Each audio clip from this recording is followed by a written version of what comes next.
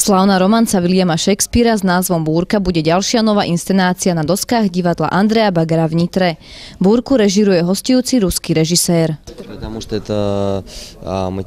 Tomuto predstaveniu budú rozumieť všetci, pretože Shakespeare píše pre ľudí témy o láske, žiarlivosti a živote.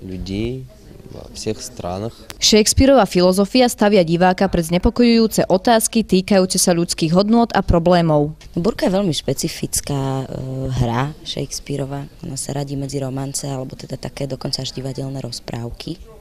Ja si myslím, že v našom prípade je naozaj kľúčové to, akú formu zvolíme a ako my sa budeme pozerať na tie postavy alebo na ten príbeh. Teraz mi to prišlo tak, keď sú teraz tie nové reality show, že ich pošlú na ten ostrov nejako a budem musieť prežiť, budem musieť nájsť niečo, aby vôbec mohla pokračovať v existencii ďalej.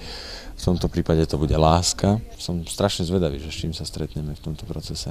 Inscenácia rozpráva príbeh zasadený do fantazijného prostredia. Spája svet exotického ostrova, magickú moc, napätie, lásku a príbeh plný vášne a túžby. Miranda je osoba, ktorá celý život žije na opustenom ostrove a ktorá pozná dvoch ľudí okrem seba.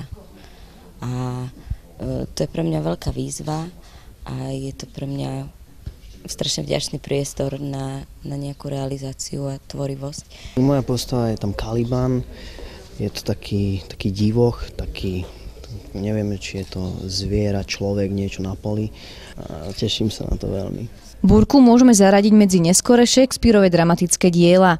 Premiéra inscenácie je naplánovaná na 15. a 16. apríla 2016. Soňa Kušnírová, televízia Nitrička.